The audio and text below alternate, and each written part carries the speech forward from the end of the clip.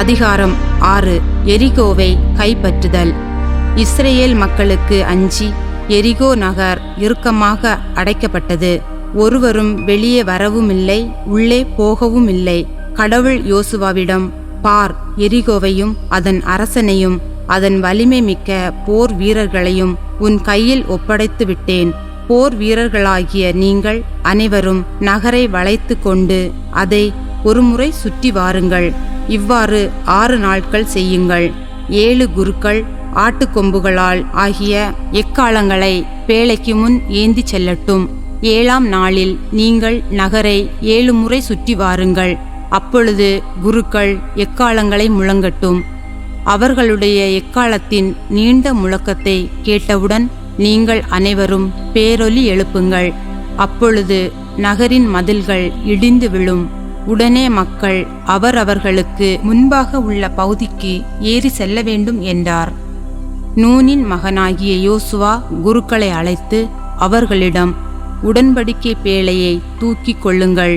7 குருக்களும் ஆட்டுக்கொம்புகளால் ஆகிய 7 எக்காளங்களை ஆண்டவரது பேழைக்கு முன் ஏந்தி கொண்டு போகட்டும் என்று உரைத்துவிட்டு மக்களை நோக்கி, முன்னால் போங்கள், நகரை சுற்றி வாருங்கள், போர் வீரர்கள் ஆண்டவரது பேழைக்கு முன் செல்லட்டும் என்றார்.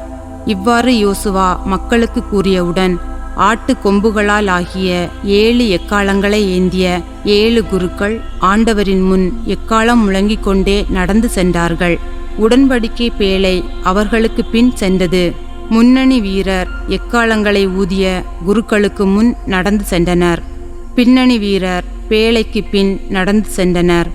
எக்காளங்கள் தொடர்ந்து முழங்கின. யோசுவா மக்களை நோக்கி, நான் சொல்லும் நாள் வரை நீங்கள் ஆரவாரம் செய்யாமலும் யாதோர் ஓசை எழுப்பாமலும் இருங்கள். உங்கள் வாயினின்று ஒரு வார்த்தையும் வரலாகாது. நான் கூறும் பொழுது ஆர்ப்பரியுங்கள் என்று கட்டளையிட்டார். ஆண்டவரின் பேழை நகரை ஒரு முறை சுற்றி வந்தது. பின்னர் அவர்கள் பாளையத்திற்கு வந்து அங்கே இரவை கழித்தார்கள். யோசுவா வைகரையில் எழுந்தார். குருக்கள் ஆண்டவரின் பேழையை சுமந்து சென்றார்கள். ஆட்டுக்கொம்புகளாலான 7 எக்காளங்களை ஏந்திய 7 குருக்கள் ஆண்டவரின் பேழைக்கு முன் அவற்றை முழங்கிக் கொண்டே நடந்து சென்றார்கள். முன்னணி வீரர் அவர்களுக்கு முன் நடந்து சென்றனர். பின்னணி வீரர் ஆண்டவரின் பேழைக்கு பின் நடந்து சென்றனர். எக்காளங்கள் தொடர்ந்து முழங்கின. 2ஆம் நாளிலும் அவர்கள் நகரை ஒரு முறை சுற்றி வந்தார்கள். பின்னர் பாளையத்திற்கு திரும்பினார்கள். இவ்வாறு 6 நாட்கள் செய்தார்கள். 7ஆம் நாள் வைகரையில் அவர்கள் எழுந்து முன்போலவே நகரை 7 முறை சுற்றி வந்தார்கள். அன்று மட்டும் நகரை 7 முறை சுற்றி வந்தார்கள்.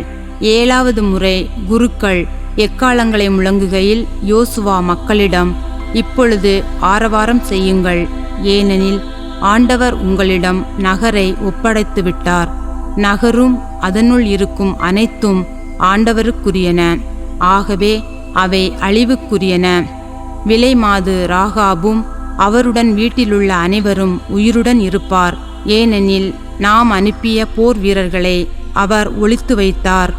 நீங்கள் அழிந்து போகாதபடி கைப்பற்றிய பொருட்களிலிருந்து விலகி நில்லுங்கள். நீங்கள் அழிவுக்குரியவற்றிலிருந்து எதையாவது கவர்ந்தார் இஸ்ரேலின் பாளையத்தையும் அழிவுக்குரியதாக்கி கலங்க செய்வீர்கள். எல்லா வெள்ளியும் பொன்னும் வெண்கல இரும்பு பாத்திரங்களும் ஆண்டவருக்கு புனிதமானவை. எனவே அவை ஆண்டவரின் கருவூலத்தை சேரும் என்றார். மக்கள் ஆரவாரம் செய்தார்கள். எக்காளங்கள் முழங்கின. எக்காளத்தின் ஓசையை கேட்ட மக்கள் பேரொலி எழுப்பினார்கள். மதில் இடிந்து விழுந்தது. மக்கள் நகரினுள் நுழைந்தார்கள். அவர்கள் ஒவ்வொருவரும் அவரவர்களுக்கு முன்னிருந்த பகுதியை தாக்கி நகரை கைப்பற்றினர். நகரில் இருந்த அனைத்தையும் அழித்தனர். ஆண், பெண், இளைஞர், முதியோர், ஆடு, மாடு, கழுதை அனைத்தையும் வாள்முனைக்கு இரையாக்கினர். நாட்டை உளவு பார்த்த 2 பேரிடம் யோசுவா, விலைமாதின் வீட்டுக்கு செல்லுங்கள், அவருக்கு வாக்களித்தபடி அங்கிருந்து அப்பெண்ணையும் அவருக்குரிய அனைத்தையும் வெளியே கொண்டு வாருங்கள் என்றார். உளவு பார்த்த இளைஞர்கள் சென்றார்கள். ராகாபையும் அவருடைய தந்தையையும் தாயையும் அவருடைய சகோதரர்களையும் அவருக்கிருந்த அனைத்தையும் வெளியே கொண்டு வந்தார்கள். அவருடைய உறவினர்களையும் அழைத்து வந்தார்கள். அவர்களை இஸ்ரவேலின் பாளையத்திற்கு வெளியே தங்க செய்தார்கள். நகரையும் அதனுள் இருந்த அனைத்தையும் நெருப்பிலிட்டு எரித்தார்கள். வெள்ளியையும் பொன்னையும் வெண்கல இரும்பு பாத்திரங்களையும் மட்டுமே ஆண்டவரது வீட்டின் கருவூலத்தில் சேர்த்தார்கள். விலைமாது ராகாபையும் அவர் தந்தையின் வீட்டாரையும் அவரை சார்ந்த அனைவரையும் யோசுவா உயிருடன் காப்பாற்றினார். அவர் இஸ்ரவேல் நடுவில் இன்று வரை வாழ்கின்றார். ஏனெனில் எரிகோவை உளவு பார்க்க அனுப்பப்பட்ட தூதர்களை அவர் ஒளித்து வைத்தார். அச்சமயம் யோசுவா எழுந்து எரிகோ என்னும் இந்நகரை மீண்டும் கட்டும் மனிதன் சபிக்கப்பட்டவனாயிருப்பான். அவன் கடைக்கால் இடுகையில் தன் தலைமகனையும் அதன் வாயிற்கால்களை இடுகையில் தன் கடைசி மகனையும் இழப்பான் என்றார். ஆண்டவர் யோசுவாவுடன் இருந்தார். அவர் புகழ் நாடு முழுவதும் பரவிற்று.